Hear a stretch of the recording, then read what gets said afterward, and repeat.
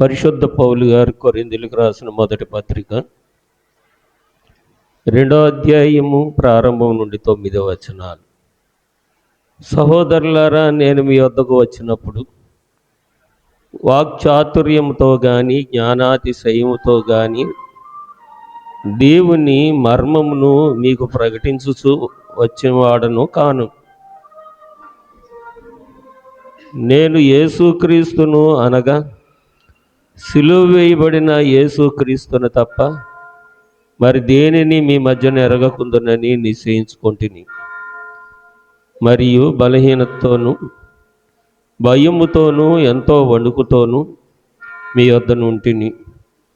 మీ విశ్వాసము మనుషుల జ్ఞానమును ఆధారం చేసుకొనక దేవుని శక్తిని ఆధారం చేసుకొని ఉండవలనని నేను మాట్లాడినను, సువార్త ప్రకటించినను, జ్ఞానయుక్తమైన తీయని మాటలు వినియోగింపక పరిశుద్ధాత్మయు దేవుని శక్తియు కనపరుచు దృష్టాంతములనే వినియోగించి తిని పరిపూర్ణులైన వారి మధ్య జ్ఞానం బోధించుచున్నాము.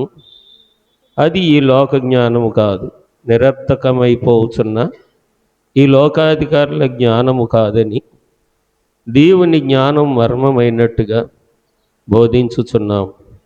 ఈ జ్ఞానము మరుగై ఉండెను జగదుత్పత్తికి ముందుగానే.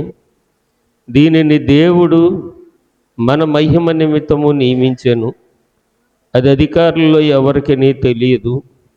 అది వారికి తెలిసి ఉండిన ఎడల మహిమా స్వరూపియగు ప్రభువును సిలువ వేయకపోయి ఉందురు. ఇందును గురించి దేవుడు తన్ను ప్రేమించు వారికి ఏమి సిద్ధపరచునో అవి కంటికి కనబడలేదు, చెవికి వినబడలేదు, మనుష్య హృదయమునకు గోచరము కాలేదని రాయబడి ఉన్నది.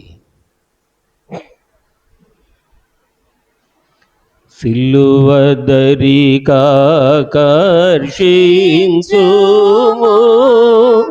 కల్లుడను ఘోర పాపిని. సిలువ దరికాకర్షించుము కల్లుడను ఘోర పాపిని. కలుషముల నిడశక్తి నీయుము సిలువ ధ్యానమునా. కల్వరి గిరి చేరు మనసం సిలువ సరస. కల్వరి గిరి చేరు మనసం. తండ్రి, నీ సిలువను ధ్యానించుచున్న సంఘం కలుషములను ఎడబాష శక్తియు మహిమయు కలిగిన ఆ నీ గొప్ప సిలువ యొద్దకు మమ్మల్ని ఆకర్షించు. ఈ ధ్యాన సమయంలో మా దేహములు, మా తలంపులు, మా ఆలోచనలు సిలువనుగాక మరి దేనిని ధ్యానింపకుండా ఉంటున్నట్లు ఆ సిలువ యొద్దకే మమ్మల్ని ఆకర్షించి నీ సిలువలోని విలువలు మాలోనున్న విలువలేని ప్రతి సంగతి నుండి విమోచన కలుగజేసి విలువైన విశ్వాసమునకు వారసులమై క్రీస్తు సిలువకు సాక్షులమై జీవించున్నట్లు దీవించుమని నా యొద్ద నేర్చుకొనిడని సెలవిచ్చిన ప్రభు నామంలో ప్రార్థించున్నాను పరమ తండ్రి, ఆమేన్. చాలు ప్రియులారా, దేవుణ్ణి ప్రేమించి మరి 8 దినములుగా విశ్రాంతి దినమును విడిచిపెడితే ఇది 8వ దిన ధ్యానము. దేవుని పరిశుద్ధాలయంలోనికి ప్రవేశించిన మనందరికీ పరమ తండ్రి ఆశీర్వాదము, కనికరము తోడైయుండును గాక. ప్రియులారా, మరి గత దినము సిలువను ఎత్తి చూపించిన పరిశుద్ధ పౌలు గారిని గురించి కొన్ని సంగతులు ప్రవేశిస్తూ, మరి ప్రభు తాను ఏర్పాటు చేసుకున్నటువంటి శిష్యులలో అపోస్తలులు 12 మందిలో ఒకరు తప్పిపోతే ప్రథముడిగా పిలువబడినటువంటి పేతురు గారు కడపటి శిష్యులు ప్రభు జీవిత చరిత్రకును సువార్తకును రక్షణ కార్యములకు స్వస్థత కార్యములకు వారు స్వార్థకు సాక్షులై ఉంటే, పరిశుద్ధ పౌలు గారు ప్రభు ఆరోహణమైన తర్వాత ప్రభు ఆత్మచేత బంధింపబడిన వారే, పట్టబడిన వారే, ప్రభు మిగిల్చి వెళ్ళినటువంటి సిలువ యొక్క విలువను గుర్తెరిగిన వాడే, ఆయన సిలువకు సాక్షిగా ఉండడానికి దేవుని చేత నియమింపబడ్డాడని నిన్నటి దినము మరి పౌలు గారి యొక్క చరిత్రలో కొన్ని సంగతులు మనం విన్నాం. పౌలు గారు సిలువ సాక్షి. చెప్పండి. సాక్ష్యమిచ్చెదా నన్న స్వామి యేసు దేవుడనుచు సాక్ష్యమిచ్చెదా, సాక్ష్యమిచ్చెదా మన స్వామి యేసు దేవుడనుచు సాక్ష్యమిచ్చెదా, సాక్ష్యమనిన కనిన వినిన సంగతులను తెలుపుటయే, సాక్ష్యమనిన కనిన వినిన సంగతులను తెలుపుటయే, సాక్ష్యమిచ్చు కొరకు నన్ను స్వామి రక్షించెననుచు సాక్ష్యమిచ్చెదా, మన స్వామి యేసు దేవుడనుచు సాక్ష్యమిచ్చెదా. చాలు. సిలువ ధ్యాన పరులు సిలువను గురించిన విలువైన సంగతులన్నీ వినాలి, అనుభవించాలి, వివరించాలి, అనగా సాక్ష్యం ఇవ్వాలి. లేని ఎడల ప్రియులారా, నోరుండి మాట్లాడని మోగ విగ్రహాలతో పోల్చబడతాం. కాబట్టి అన్నిటికి దేవుడిచ్చిన స్వరము, కన్ను, ముక్కు, నోరు, కాలు, చెయ్యి అన్నిటికీ వాడి ఇచ్చిన వాడిని ఇవ్వబడిన కారణానికి వాడకపోతే అది శపితమవుతుంది. కాబట్టి దేవునికి సాక్షులుగా ఉండుటకే దేవుడు కొందరిని ఏర్పరచుకున్నారు. అందులో మనం ఉన్నాం. పరిశుద్ధ పౌలు గారు కూడా సిలువను గురించి సాక్ష్యం ఇచ్చుటకే దేవుడు నన్ను, కడపటివాడినైనటువంటి నన్ను, ఆయన కృపా కార్యమునకు నన్ను ఏర్పరచుకున్నారని తిమోతికి రాసిన మొదటి పత్రిక 1వ అధ్యాయం 16వ వచనంలో ఆయన తెలియజేస్తున్న సంగతి, అయినను నిత్య జీవం నిమిత్తము తనను విశ్వసించుబో వారికి నేను మాదిరిగా ఉండులాగున యేసుక్రీస్తు తన పూర్ణమైన దీర్ఘశాంతమును ఆ ప్రధాన పాపినైన నాయందు కనబరుచున్నట్లు నేను కనికరింపబడి తిని. వాస్తవ్యానికైతే నేను ప్రధాన పాపిని, పాపులందరికంటే గొప్ప పాపిని. నేను ఎంత పాపినో వర్ణింప సఖ్యముగానంత పాపము నాలో ఉన్నా, నా జ్ఞానానికి నా ఊహకు అందనంత కనికరము నన్ను రక్షించిన నా ప్రభువులో ఉన్నది. కాబట్టి ఆయనకు నేను సాక్ష్యం ఇచ్చుట కొరకే నియమింపబడ్డానని చెప్పి ఈయన సువార్తను ప్రారంభించారు. ప్రారంభించినటువంటి ఈ సువార్తలో కొరింథీయులకు రాసిన మొదటి పత్రిక 15వ అధ్యాయం 8వ వచనములో అందరికంటే కడపటివాడను, చిన్నవాడను. ఒకసారి ఆ మాట చదువుతారా? 8, 9 వచనాలు. మైక్ యూజ్ చేయండి, మైక్ దగ్గర పెట్టుకొని చదవండి. మొదటి కొరింథీ పత్రిక 15వ అధ్యాయము 8, 9 వచనాలు. అందరికీ కడపట కాలమందు పుట్టినట్టున్న నాకును కనబడెను. ఏలయనగా నేను అపోస్తలులందరిలో తక్కువ వాడను. దేవుని సంఘమును హింసించినందున అపోస్తలులను అనబట్టకు యోగ్యుడను కాను. ఆయన ఏమంటున్నారంటే, మరి పౌలు గారు, నేను యోగ్యుడను కాను, అనుభవనీయుడను కూడా కాను, పెద్దవాడిని కాదు, ఇందులో నాకు ఏ అనుభవం లేదు, నాకు అనుభవం లేదు, నేను ఎరిగిన వాడను కూడా కాను, అందరికంటే కడపట పుట్టిన అనగా క్రీస్తుకు సాక్షిగా కడపట పుట్టినటువంటి వాడిని అయ్యున్న నేను ఆయన సంఘమును గురించి సాక్ష్యం ఇచ్చుటకు అనుభవం గలవాడిని కాను కానీ, యోగ్యుడను కాను కానీ, ఆయనే తన కృపకు సాక్షిగా జీవించుటకు నన్ను కనికరించారు అని చెప్తూ ఇప్పుడు ఆయన ఎరిగినటువంటి సిలువను గురించి సాక్ష్యం చెప్పడం ప్రారంభించారనమాట. నేను చేయలేనివన్నీ నీవే చేసి పెట్టినావు, నేను చేయలేనివన్నీ నీవే చేసి పెట్టినావు రక్షకా, వందనాలు శ్రీ రక్షకా, పడవేతువు సాతానును కడకు అగ్ని గుండమందు, పడవేతువు సాతానును కడకు అగ్ని గుండమందు రక్షకా, వందనాలు శ్రీ రక్షకా,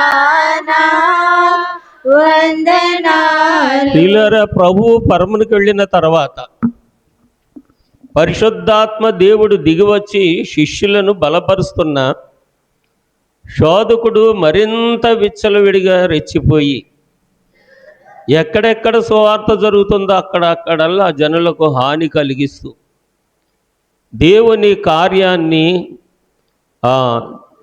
భూజనుల మధ్యన జరగకుండా, అనగా భూమి మీద ఇక దేవునికి శక్తే లేదు, బలమే లేదు, నరుడిగా వచ్చి నశించిపోయి వెళ్ళిపోయాడు కాబట్టి ఇంక అతనికి అధికారం లేదన్నట్టుగా కడపటి శిష్యులందరినీ కూడా తన ఇష్టానుసారముగా అల్లరల్లరి చేస్తూ వచ్చినప్పుడు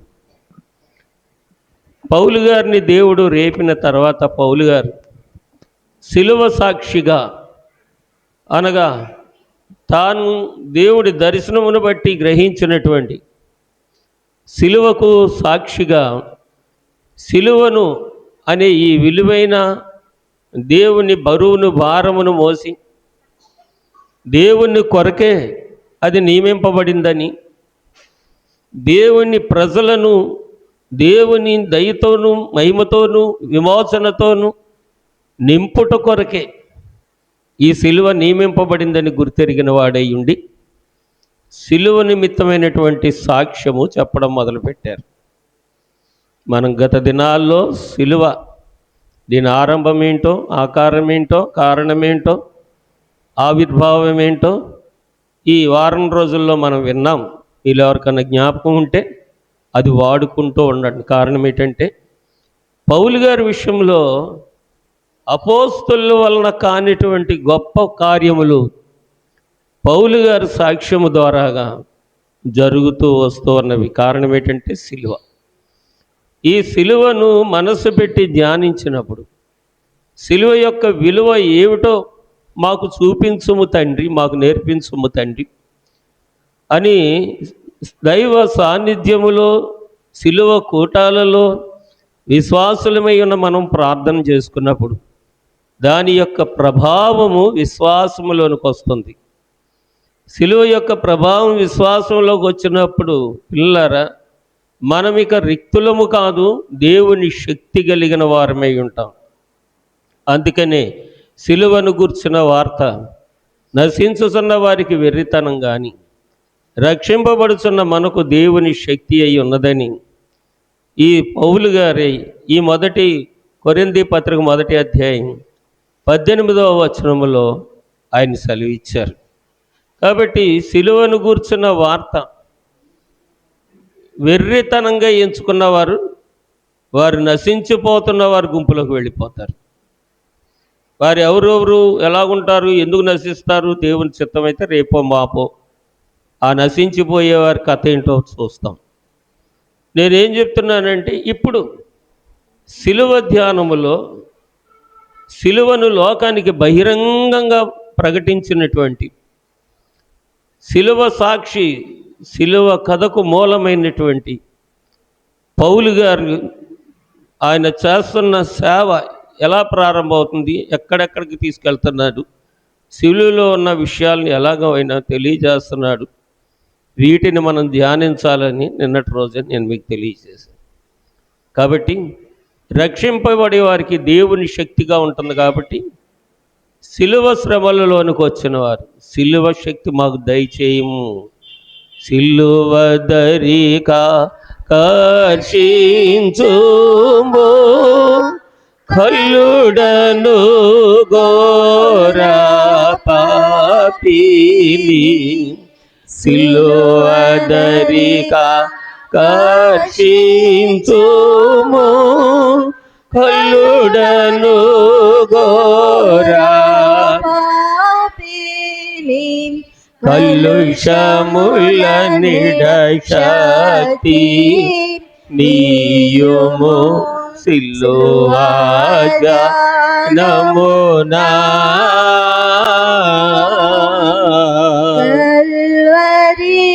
గిరి చేరు మనస సిల్వాస రాస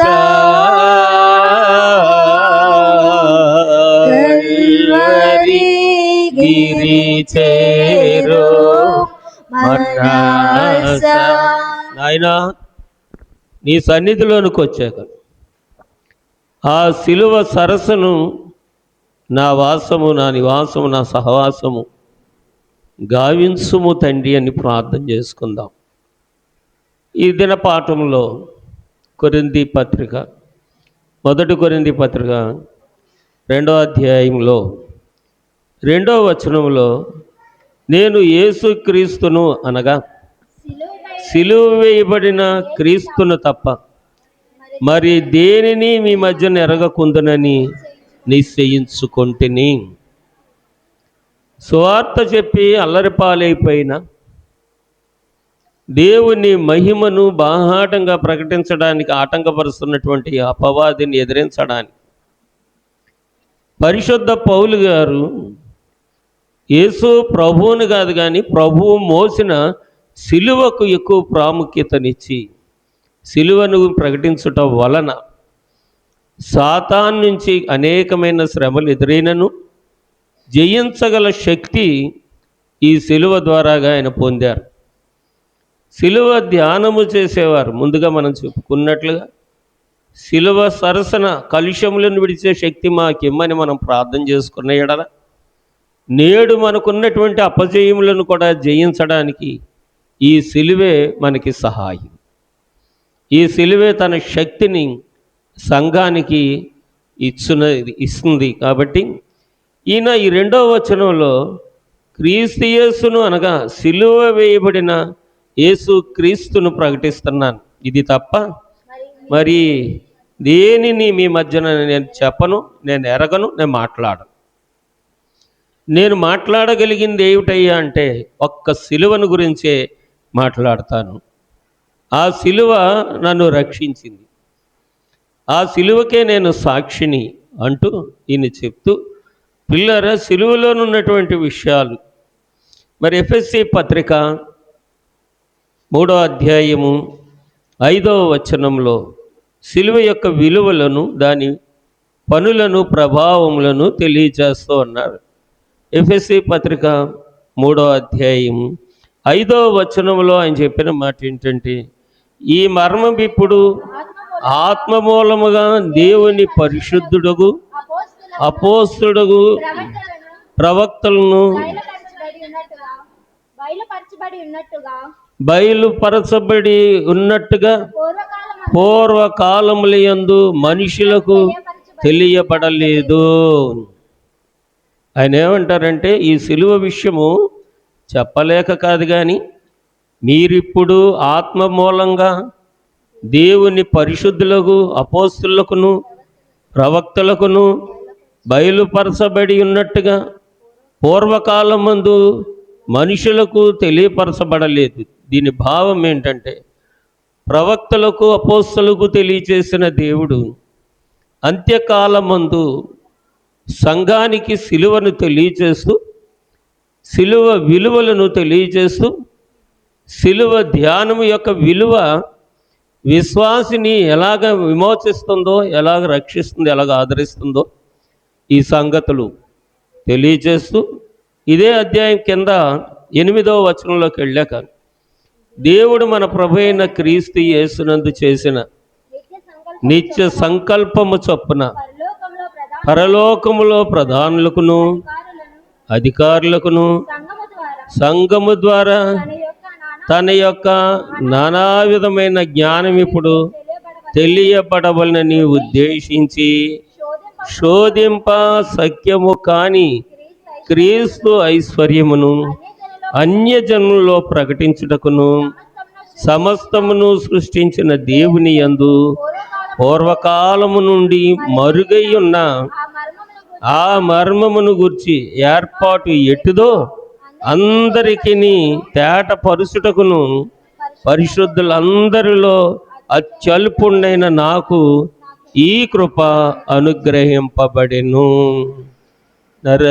పరలోక పరిశుద్ధులు ఈ నరలోక పరిశుద్ధులు ఈ నరలోక పరిశుద్ధులు పరమార్థ విషయాల బంధువర్గం బౌట పరమార్థ విషయాల బంధువర్గం బౌట పరిశుద్ధ భక్తి స్వామి మొదటి ప్రాముఖ్య సాధనము మొదటి ప్రాముఖ్య సాధనము ఘనపరచుడి దేవుని త్రైకా జనగూడా ఏకాత్ముని త్రైకా జనగూడా ఏకాత్ముని.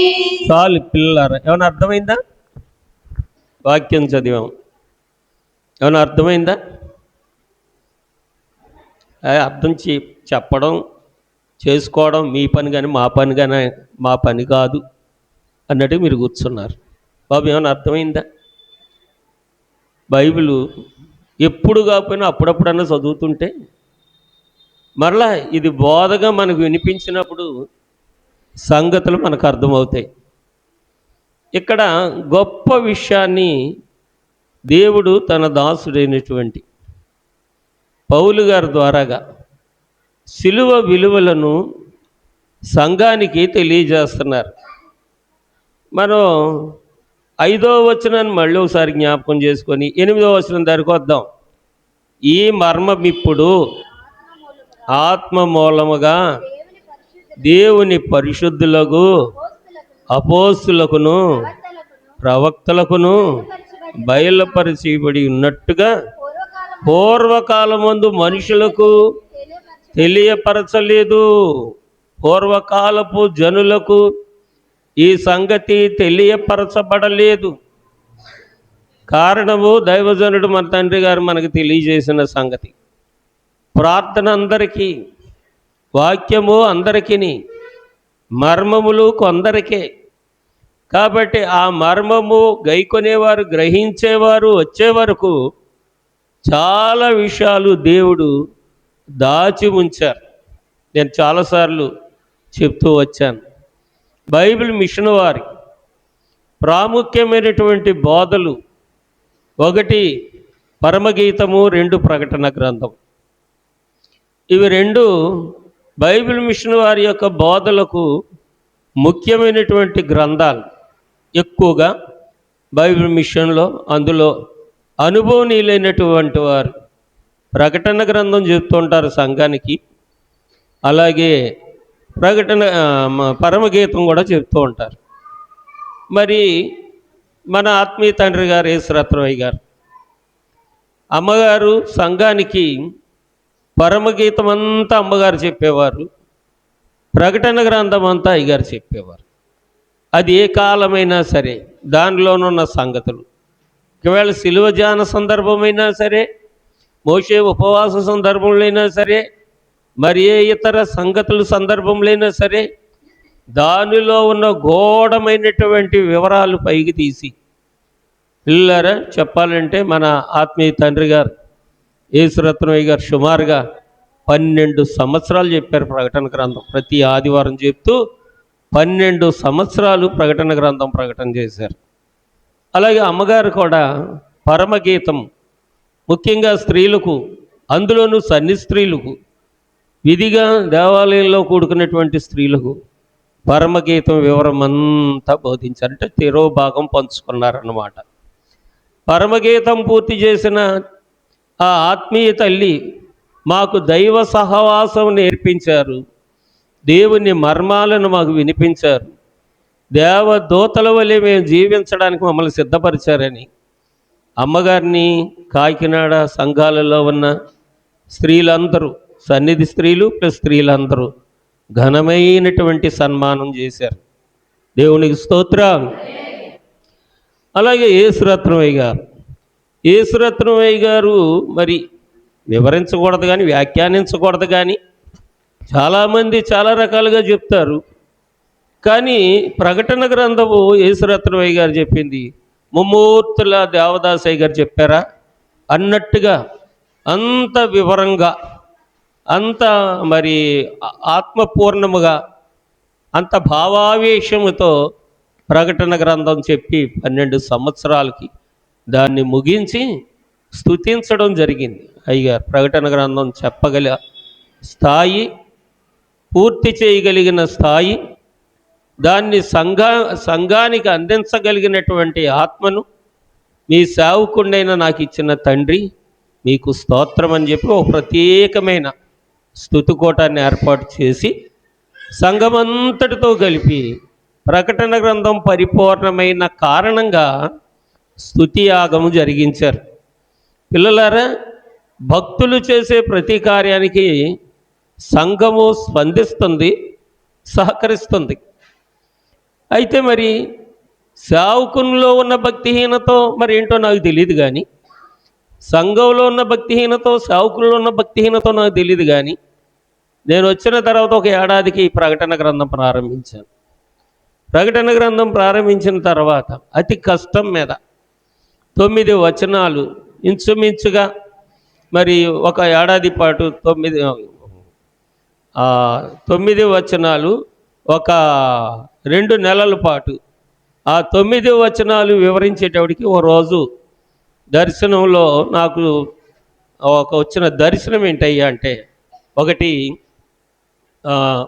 ఇక ప్రకటన గ్రంథం గ్రహించేవారు లేరు కాబట్టి బోధించొద్దు అన్నారు. ఇక్కడే మన దేవాలయంలోనే గ్రహించేవారు లేరు కాబట్టి బోధించొద్దు అంటే, అప్పుడు దాన్ని లేచి నేను ప్రార్థన చేసుకొని, సరే తండ్రి ఇది ఆపేస్తాను, ప్రకటన గ్రంథం జోలికి వెళ్ళను అని. మరి నాకు బోధించే శక్తి లేదనో, సంఘానికి గ్రహించే శక్తి లేదనో, మరి ఇది ప్రభు చెప్పారు ముత్యాలు ఎక్కడ వేయొద్దన్నారు, తెలుసు కదా.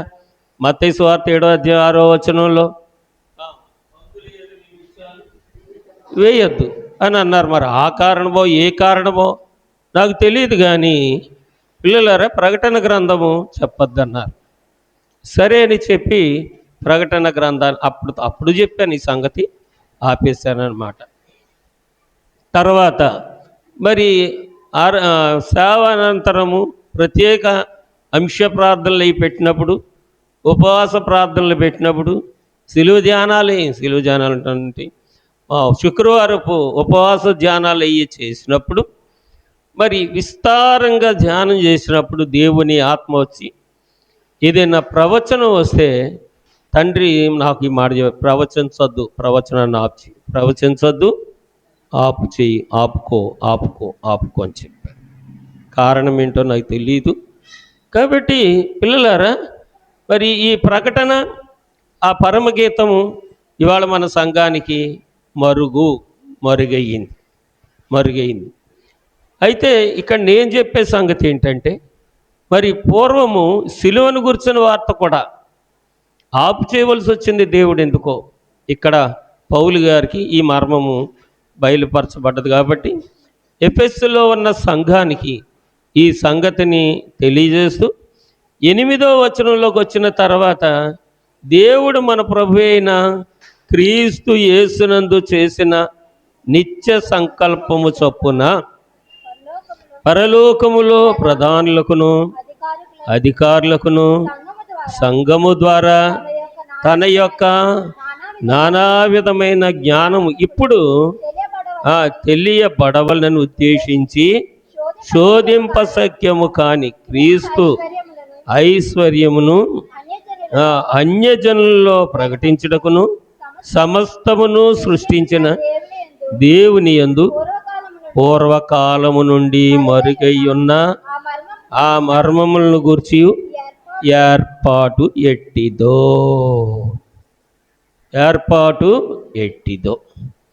పరలోక మర్మములను నరలోకము వరకు నీవు పరలోక మర్మములను నరలోకము వరకు నీవు ప్రియాదూతగా వెలసినావా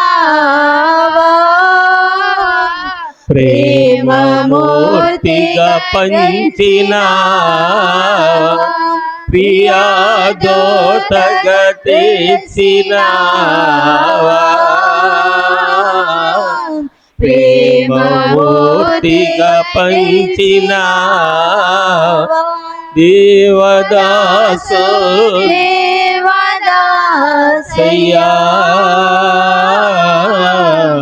దేవుడే పిలచినాడా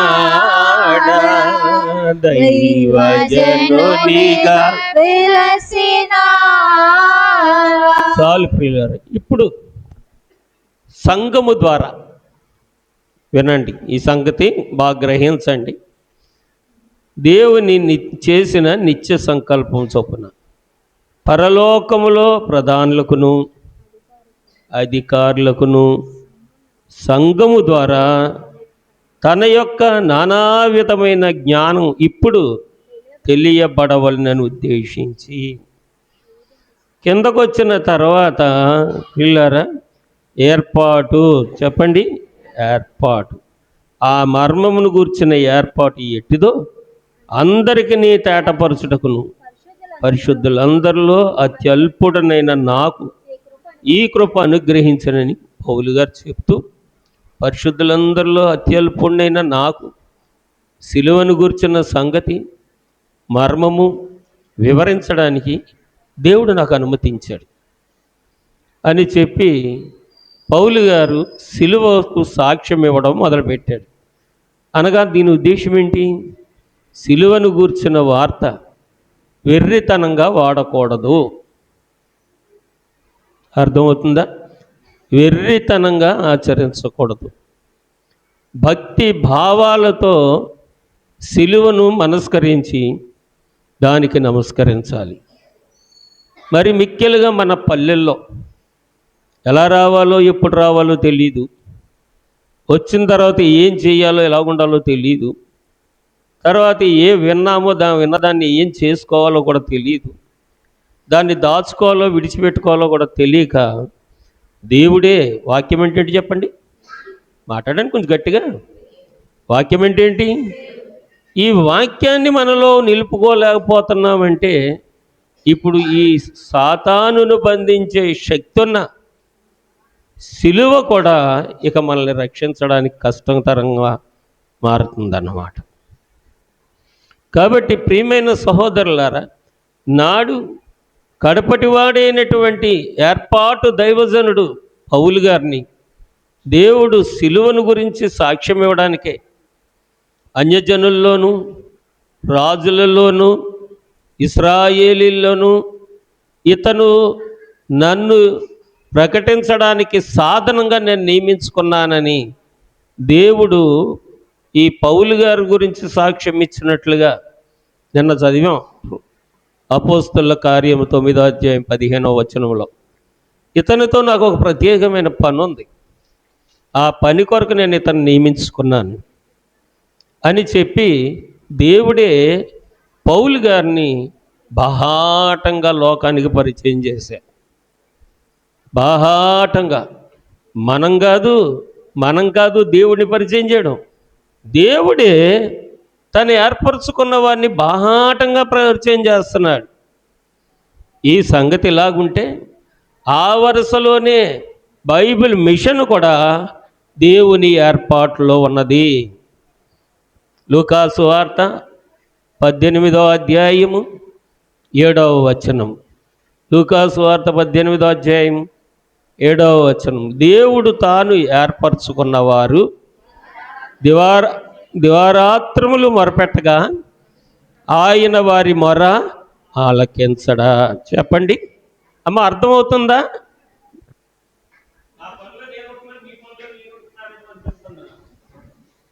ఎవరి పనులు వాళ్ళు ఉంటున్నామేమో, అందరూ కూడా ఏక మనసుతో దీని మీద దృష్టించట్లేదేమో, ఏకాగ్రత కలిగి దైవ ధ్యానము శిలువ ధ్యానం చేయట్లేదేమో అని నా సందేహం, నా సంశయం. కాకపోతే మంచిదే. అదే కానీ నిజమైతే ఇది వృధా అయిపోతుంది. అది నా ఉద్దేశం. కాబట్టి ఆ లూకా సువార్తలో ప్రభువు సంఘానికి చెప్పిన మాట ఏంటంటే, దేవుడు తాను ఏర్పరచుకున్నవారు దివారాత్రులు మొరపెట్టగా ఆయన వారి మొర ఆలకించడా. వారి విషయమే కదా ఆయన కనిపెట్టుచున్నాడు అని ఉంటుందన్నమాట. అనగా బైబిల్ మిషన్ కూడా దేవుడు తాను ఏర్పాటు చేసుకున్నది, ఎవరు స్థాపించింది కాదు. ఏదో కాకినాడ నుంచి వచ్చిన నిరీక్షణరావు గారు వచ్చి బైబిల్ మిషన్ సంఘం ఇక్కడ కట్టింది కాదు. ఇది దీని పునాదులు, దీని ఆవిర్భావం, దీని దర్శనము, దీని బోధ అంతా దేవుడే స్వయముగా కనబడి సైన్యమునకు యువరాజు వలె బయటికి రమ్ము నిన్ను గొప్ప జనముగా చేస్తానని లోదర మిషన్లో ఉన్నటువంటి దైవజనుడు దేవదాసయ్య గారిని దేవుడు బయటకు పిలిచాడు. ఆయన చాలా బాధపడ్డాడు సంఘం విడిచి రావడానికి. చిన్నప్పటి నుంచి లోదర మిషన్లో విద్యను అభ్యసించి, భక్తిని అభ్యసించి, ఆ బోధన అభ్యసించి, ఉద్యోగాలు చేసి, గురువయ్యి, పెద్దవాడయ్యి, అనేకులకు మార్గదర్శకుడిగా ఉండి అనేకమైన ఆత్మవరములు కలిగి నరలోక పరలోక మర్మములు ఎరిగినటువంటి దైవజనుడు తాను పెరిగిన సంఘాన్ని విడిచి రమ్మంటే పిలిచింది దేవుడు, కానీ నరుడు చాలా బాధపడ్డాడు. దేవా, నేను ఉన్న చోట నుంచి నన్ను ఎందుకు బయటకు తీసుకొస్తున్నావు? ఎందుకు నన్ను బయటకు వచ్చేయమంటున్నావు? ఈ కాలంలో ఎలాగుందంటే బైబిల్ మిషన్కి వెళ్తే పాపం, బైబిల్ మిషన్లోకి వెళ్ళకండి, ఇక్కడే ఉండండి అని చెప్పి ఆయా సంఘాల వాళ్ళు పట్టి బంధించుకుంటున్నారు సంఘాన్ని. మంచిదే, కాదని నేను అంటలేదు. మర్మము చెప్పు, సంఘానికి వాక్యం చెప్పు, దేవుని మనస్సును చెప్పు, దేవుని యొక్క మర్మమును చెప్పు. ఆ మర్మము కాస్త జనులకు అందించు. ఆ మర్మము ద్వారాగా వారు వృద్ధి చెందాలి, శుద్ధులవ్వాలి. దేవుని దగ్గర 2 బోధలు ఉన్నాయి, ఒకటి జ్ఞానవాక్యము, ఒకటి బుద్ధివాక్యం. కాబట్టి పిల్లలారా, వాక్యమందు జ్ఞానవంతులు కావాలి, వాక్యముతో బుద్ధిమంతులు కావాలి. కానీ సంఘానికి బానిసలై చెప్పి బడాయిగా భక్తి చేస్తే రెంటికి చెడ్డ రేవడి కింద అయిపోతుంది విశ్వాసి యొక్క జీవితం. ఎన్నో మిషనులు ఉన్నవి భూమిలో, ఎన్నో మిషనులు ఉన్నవి భూమిలో, సన్నిధి నేర్పిన సద్గురు ఎవరు? సన్నిధి నేర్పిన సద్గురు ఎవరు? సన్నిధి పరుడగు ఈ గురువే, సన్నిధి పరుడగు ఈ గురువే. కాబట్టి పిల్లలారా, ఈయన బయటికి ఎందుకు రమ్మన్నారు అంటే, నేను ఒక మిషన్ ఏర్పాటు చేస్తున్నాను. మీరు కట్టుకున్నారు, బాగానే ఉంది. బాప్టిస్ట్ సంఘం కట్టుకున్నారు, లూథర్ మిషన్ కట్టుకున్నారు, పెంతెకోస్తు మిషన్ కట్టుకున్నారు, సిఎస్ఐ మిషన్ కట్టుకున్నారు, మన్నా మిషన్ కట్టుకున్నారు, ఏయో మిషన్లు, మొత్తానికి పెద్ద పెద్ద మిషన్లు. సెవెంత్ డే అని ఒక మిషన్. ఇలాగా వందల కొలది మిషన్లు కట్టుకున్నారు, భక్తి చేసుకుంటున్నారు, వాక్యం చదువుకుంటున్నారు, ప్రార్థన చేసుకుంటున్నారు, మరో పక్కన బడాయి కూడా చేసుకుంటున్నారు. చేసుకోనండి. కానీ దేవదాసు, నువ్వు బయటికి రా, నీకు నేను ఒక పని చెప్తాను. నేను అప్పగించిన పని నీ దగ్గరకు వచ్చిన ప్రజలకు వినిపించి నేర్పించు. వారు శుద్ధులు కావాలి. చెప్పండి, శుద్ధులు కావాలి. భక్తి ఏం చేయాలి? ప్రజల్ని శుద్ధి చెయ్యాలి. భక్తి శుద్ధి చెయ్యాలి, కానీ మొద్దులుగా చేయకూడదు, చులాయిలుగా చేయకూడదు, తాగుబోతులు తిరుగుబోతులుగా చేయకూడదు, కలహప్రియులుగా చేయకూడదు, కపట ప్రవర్తన కలిగిన వారిగా చేయకూడదు. దేవుని దగ్గరకు వచ్చిన వారు దేవుని స్వభావం కలిగిన వారై ఉండాలి. అది ఎవరిలో ఉందంటే దేవదాసయ్యలో ఉందన్నమాట. అది దేవుడు మెచ్చి నరలోక పరలోక మర్మములను ఆయన ద్వారాగా భూలోకానికి ఉచితంగా పంచి, పరలోక పరిశుద్ధులు, ఈ నరలోక పరిశుద్ధులు పరమార్థమైనటువంటి విషయాలలో బంధువులు కావాలి, స్నేహితులు కావాలి, మిత్రులు కావాలి. కాబట్టి అది వరకు పరలోకములో ఉన్నవారికి కానీ, పరిశుద్ధుల్లో కానీ, దూతల్లో కానీ ఎవరికి లేనటువంటి ఈ భాగ్యము నేను ఏర్పాటు చేసిన వారికి మాత్రం ఇస్తున్నాను అని చెప్పి మొదట పౌలు గారి ద్వారాగా ఈ సిలువ విలువను తెలియజేసినటువంటి దేవుడు దైవజనుడైన దేవదాసయ్య గారి ద్వారాగా ఏర్పాటు బైబిల్ మిషన్ స్థాపన చేసి, ఈ ఏర్పాటు బైబిల్ మిషన్ ద్వారాగా లెంట్ డేస్ అంతకు ముందు ఉన్నాయి, లేవని నేను అంటలేదు, ఉన్నాయి. లోదరన్ మిషన్ వారు మాత్రం, సిఎస్ఐ మిషన్ వారు మాత్రమే చేసేవారు, సంఘంలో మాత్రమే చేసేవారు. వారి సేవ అంతా పిన్ డ్రాప్ సైలెంట్గా, అల్లరిగా ఎక్కడ చేయలేదు, శుద్ధిగా చేశారు, పిన్ డ్రాప్ సైలెంట్గా చేశారు. కానీ ఇది వెల్లడి కావాలి, వెల్లడి కావాలి. సిలువ విలువ ఏంటో లోకానికి వెల్లడి కావాలి. కాబట్టి పౌలు గారిని ఎలాగ ఏర్పాటు చేసుకున్నారో దేవదాసయ్య గారిని అలాగే ఏర్పాటు చేసుకొని సిలువలో ఉన్నటువంటి విలువైన వివరాలు సంఘానికి బోధించడానికి దేవుడు ఏర్పాటు సంఘానికి దయచేశాడు. ఇప్పుడు ఈ సంఘము ద్వారాగా చూడండి, సంఘము ద్వారాగానట ఎవరెవరికి అందాలి ఈ వార్త అంటే 8వ వచనంలో 2వ వరుసలో చెప్తున్నాను.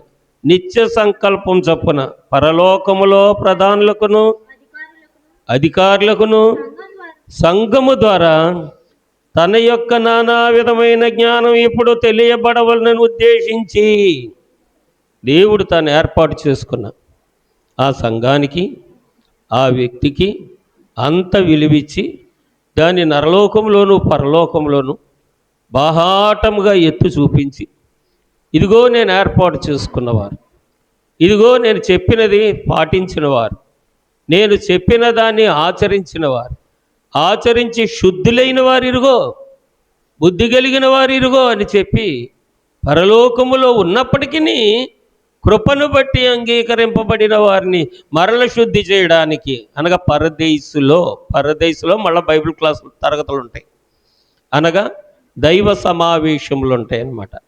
మనకంటే ముందెళ్ళిన వారు ఉంటారు, మనం వెళ్తాం, మనకంటే వెనకాతలు వచ్చిన వారు ఉంటారు. అంచె తీర్పు వచ్చినప్పటికీ అందరి అనుభవాల్ని అక్కడ బేజూరి వేస్తారన్నమాట.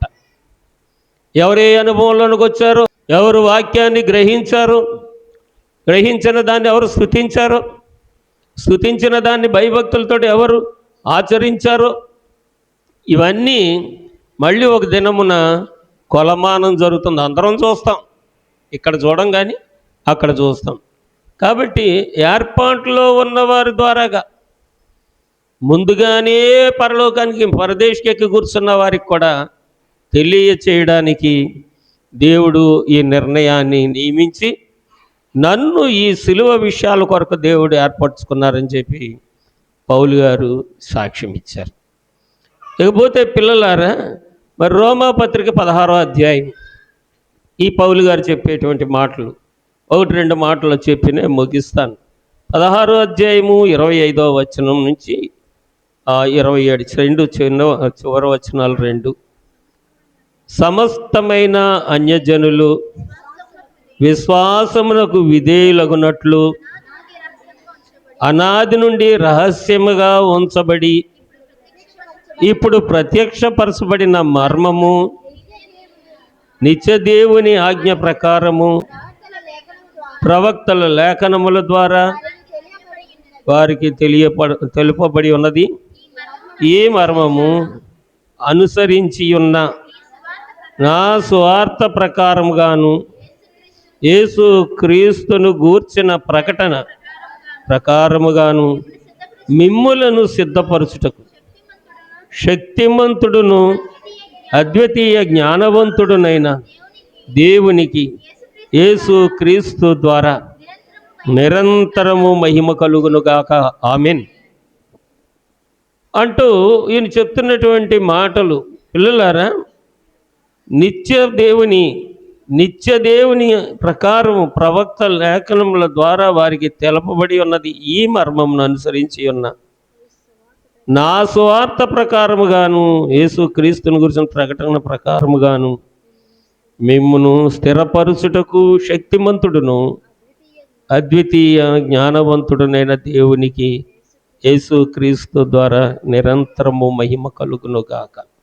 గలిబిలి గలిగినొకప్పుడు సిన్యారు బాబెలు కట్టడములను కట్టనప్పుడు గలిబిలి గలిగినొకప్పుడు సిన్యారు బాబెలు కట్టడములను కట్టునప్పుడు పలుకు భాషయునొకటైనను పలు విధములగు భాషలాయెను. నలు దిశలకును జనులు పోయిరి కల్వరిపై కలుసుకొనిరి. ఎంత గొప్ప పుట్టెను దానితో రక్షణ ఎంతయును సమాప్తమాయెను. ఆనాడు దేవుని మర్మము ఎరగక మానవేచ్ఛలను బట్టి దేవుని వారిష్టానుసారంగా సేవించడానికి పూనుకున్న పనులను బట్టి గలిబిలి కలిగింది. ఆ గలిబిలిని దేవుడు చూశాడు. ఒకడి మాట ఒకడికి అర్థం కాకుండా, ఒకడి మనసు ఒకడికి అర్థం కాకుండా తారుమారు చేశాడు దేవుడు. ఆదికాండం 11వ అధ్యాయం చదివితే అక్కడ ఈ మాట ఉంటుంది, తారుమారు చేసెను. తారుమారు, పిల్లలు ఆడతారు కదా తారుమారు తక్కడ మారని.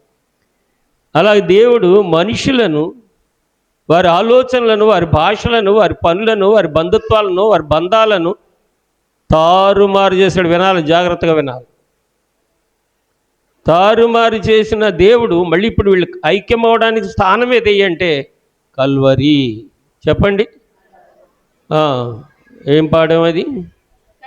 పలు విధములకు నలు దిశలకును జనులు పోయిరి కల్వరిపై. ఇప్పుడు ఈ కల్వరి సిలువే చెదిరిపోయిన అందరినందరినీ మళ్ళీ చారదీసి ఐక్యపరచడానికి మూల స్తంభం అన్నమాట. కాబట్టి సిలువ ధ్యానం గొప్ప విలువైంది.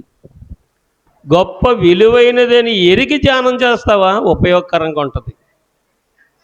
అయితే ఆదమరిసి అటు ఇటు చూస్తూ పెడచూపులతో చేస్తావా, నీ చేతిలో పొట్లం సాతాను కాకెత్తికిపోయినట్టు సాతాను ఎత్తికిపోతుంది. అనగా నీ దీవెన వ్యర్థమైపోతుంది. పేతురు రాస్తున్న పత్రిక, మొదటి పత్రిక 2వ అధ్యాయం.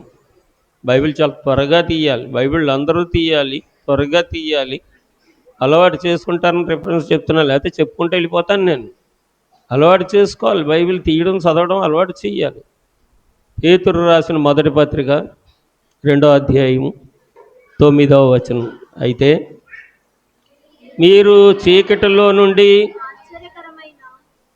ఆశ్చర్యకరమైన తన వెలుగులోనికి మిమ్మును పిలిచిన వాణి గుణాతిశయములను ప్రచురము చేయు నిమిత్తము ఏర్పరచబడిన వంశమును, రాజుల్ని, యాజక సమూహముని, పరిశుద్ధ జనమును, దేవుని సొత్తైన ప్రజలనయ్యున్నారు. పౌలు గారు ఏర్పాటు చేసుకున్నాడు. దేవదాసయ్య బైబిల్ మిషన్ను దేవుడు ఏర్పాటు చేసుకున్నాడు. ఇప్పుడు బైబిల్ మిషన్లోనికి వెళ్ళొద్దంటారు.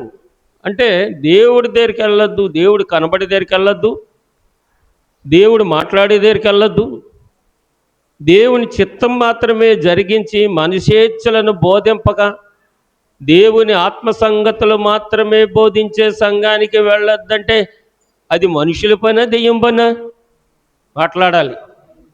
చెప్పండి. మాట్లాడట్లేదు ఎవరన్నా. మీకు మాట్లాడడానికి ధైర్యం సరిపోవట్లేదు. చెప్పండి. క్రీస్తుని విషయంలో మోమాటం లేని వారై ఉండండి. మొహమాట పడకండి. బాబోయ్ సైతానని అంటే మళ్ళీ మేము బయటకు వెళ్ళకుండా మమ్మల్ని బంధించేస్తుందేమో, ఈ గేటు దాటగానే మమ్మల్ని పట్టేసుకుంటుందేమో అని అనుకోకండి. గేటు యొద్ద దేవదూతల ఘాటు దేవుడు పెట్టారు, ఉంది. బైబిల్ మిషను సన్నిధి క్రమం ఉంటుంది, దైవ లక్షణములు స్తుతి ఉంటుంది, సాతాన్ని ఎదిరించే ఖడ్గం ఉంటుంది, అలాగే మరి సమర్పణ చేసేటువంటి స్వభావమైన విశ్వాసం ఉంటుంది, ప్రభువైన యేసు రండి అని పిలిచే కట్సు ధైర్యం ఉంటుందన్నమాట. ఈ కార్యములన్నీ చేసి ఆ పాట పాడు ఈ పాట పాడు కాసేపు అది వాయించు కాసేపు ఇది వాయించు కాసేపు ఆ సాక్ష్యం చెప్పు కాసేపు ఈ టాకప్ చేసుకో మేకప్ చేసుకునే మాటలు ఇక్కడే ఉండవు. ఇక్కడ పెద్దలు ఉండరు, అధికారులు ఉండరు, ఇంకేమి ఉండవు. ఇక్కడ డైరెక్ట్గా వాక్యం. ఆ వాక్యం లోకాన్ని చూపించదు, వాక్యాన్ని చూపిస్తుంది. వాక్యంతోనూ వాక్యములోనూ వాక్య సంగతులే చెప్తుంది. కాబట్టి దేవుని చిత్తమే జరుగుతుంది. కాబట్టి దెయ్యం ఇక్కడికి మనుషుల్ని రానివ్వదు, బంధిస్తుంది. బంధించిన ప్రతీది కూడా దురాత్మ సంబంధమైనదే. ఇప్పుడు దేవుడు ఏమంటున్నారు అంటే మీరు కూడా బైబిల్ మిషన్లోకి వచ్చిన వారు కూడా, బైబిల్ మిషన్లోనికి వచ్చిన వారు మాత్రమే కాకుండా పౌలు వలె దేవుని చేత ఏర్పాటు చేసుకోబడిన వారు కూడా, పిల్లరా ఏర్పాటు సంఘము ద్వారాగా ఈ సువార్త ప్రకటన గావింపబడాలి. కాబట్టి ఇక్కడ చెప్తున్నారు కదా, అయితే మీరు చీకటిలో నుండి ఆశ్చర్యకరమైన తన వెలుగులోనికి మిమ్మల్ని పిలిచిన వాణి గుణాతిశయములను ప్రచురణ చేయు నిమిత్తము ఏర్పరచబడిన వంశమును, రాజులైన యాజక సమూహమును, పరిశుద్ధ జనమును, దేవుని సొత్తైన ప్రజలనై ఉన్నారు. దేవునికి స్తోత్రం. ఆయన పరిశుద్ధాలయమందు, ఆయన పరిశుద్ధాలయమందు, ఆయన సన్నిధిలో, ఆయన సన్నిధిలో ఎల్లప్పుడు దేవుని స్తుతించుడి, దేవుని స్తుతించుడి, ఎల్లప్పుడు దేవుని స్తుతించుడి. ఇప్పుడు మీరు ఏర్పాటు మిషన్లోకి వచ్చారు, ఏర్పాటు సంఘంలోకి వచ్చారు. చీకటిలో ఉన్నాం ఒకప్పుడు, అంటే జీవితం ఏంటో తెలియక ఎలా బ్రతుకుతామో ఏమైపోతామో అనే ఆందోళనలో ఉన్నాము ఒకప్పుడు. ఆశ్చర్యకరమైన వెలుగులోనికి దేవుడు తను పిలుచుకున్నాడు, కొందరిని ఏర్పాటు చేసుకున్నాడు. బైబిల్ మిషన్ కూడా ఆ వెలుగు సంబంధమైనది. ఈ వచ్చిన వారు ఏం చేయాలి? ఆయన గుణాతిశయములు ప్రచురము చేయడానికి, ఆయన మోసిన సిలువను ప్రచురం చేయడానికి, ఆయన కొరకు నియమింపబడిన సిలువ ఎక్కడి నుంచి వచ్చింది, ఎలాగొచ్చింది, ఎవరు చేశారు, ఎవరు చెప్తారు మీకు, అవి నేర్చుకోవడానికి. నేర్చుకున్న తర్వాత ఆ సిలువని ఎందుకు కాల్చలేదు, ఎందుకు ఉండనిచ్చారు, దాని విలువలేంటి, సంఘాన్ని తెలుసుకొని అన్యజనుల ఎదుట ప్రకటించడానికి, అంటే సాక్ష్యం ఇవ్వడానికి, సాక్ష్యం ఇచ్చుట కొరకు. స్వామి నిన్ను రక్షించాడని పని చేస్తావా, కూలిగెడుతుంది. పని చేస్తే కూలిగెడుతుంది. నాకేమొచ్చు నాకేమొచ్చు అనుకుంటే మట్టి తవ్వుకోవడం, మట్టి పిసుక్కోవడం, ఇదే జీవితం అయిపోద్ది. ఇకపోతే 10వ వచనం, పేతురు పత్రిక 2వ అధ్యాయం 10వ వచనంలో, ఒకప్పుడు ప్రజగా నుండక ఇప్పుడు దేవుని ప్రజ అయితిరి, ఒకప్పుడు కనికరింపబడక ఇప్పుడు కనికరింపబడిన వారైరి. దేవునికి స్తోత్రం. ఒకప్పుడు మీరు దేవుని ప్రజలు కాదు, ప్రజలుగా ఉండక ఇప్పుడు దేవుని ప్రజలయ్యారు. ఒకప్పుడు మీ మీద కనికరం లేదు, ఇప్పుడు మీ మీద నాకు కనికరం ఉంది. కాబట్టి ఇప్పుడు ఏం చేయాలి? దేవునికి స్తోత్రం చెయ్యాలి. చెప్పాలంటే మీకు తెలియదు, కానీ మీరు పాటించరు. కానీ ఇంకేమన్నా మాట్లాడితే మోటి మాటలు మాట్లాడేస్తారు. మొన్న భయం. అసలు దేవుని చిత్త ప్రకారం అయితే దేవుని ఏర్పాట్లో ఉన్నారు, కుటుంబం అంతా కార్యక్రమంలో ఉండాలి. తల్లి తండ్రి పిల్లలు కొడుకులు కోడళ్ళు మనవాళ్ళు కూతుళ్ళు అల్లుళ్ళు అందుబాటులో ఉన్నవారు అందరూ అరుదైన కార్యక్రమంలో ఈ గంట సేపు ఉండాలి. లేకపోతే ఒక ధరని మేలు ఒక ధరని కీడు. అర్థమవుతుందా?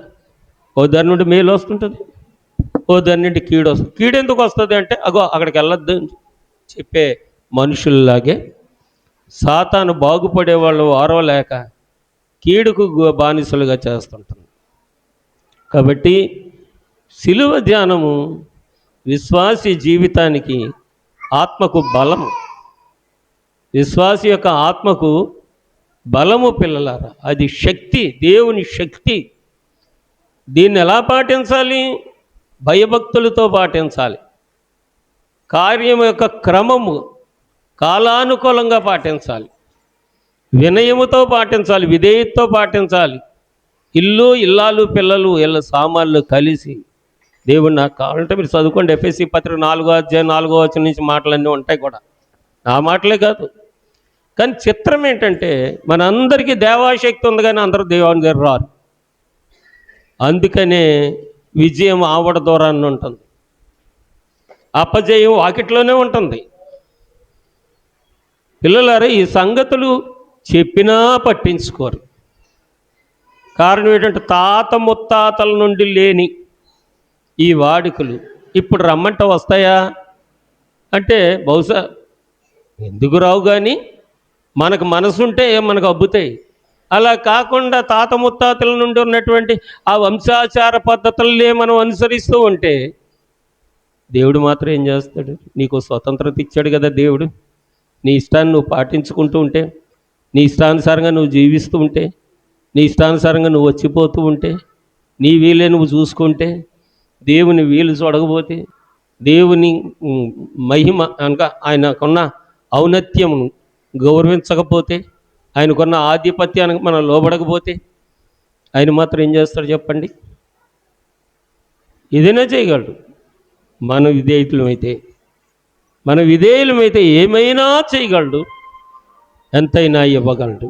కాబట్టి ఇప్పుడు పేతురు గారు చెప్తున్నారు ఇది అందరికీ సాధ్యం కాదు.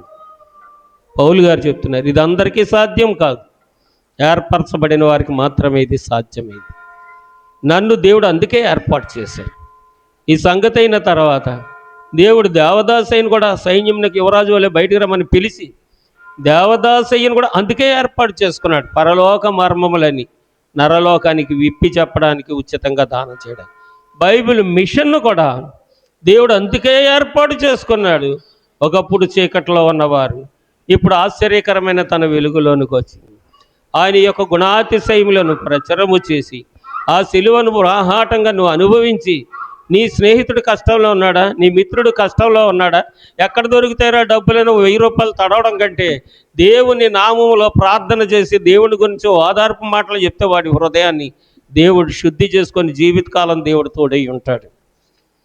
కాబట్టి ఈ సంగతులు చెప్పడానికి మనల్ని ఏర్పాటు జనముగాను, దేవుని సొత్తైన ప్రజలుగాను, రాజులైన యాజకులుగాను, దేవుని చేతిలో సాధనాలుగాను దేవుడు చేసుకున్నారన్న సంగతి గ్రహించడానికే రండి, స్తుతించడానికే రండి, ఆచరించడానికే రండి, అనుభవించడానికే రండి. కృప మీ అందరికీ తోడై ఉండును గాక.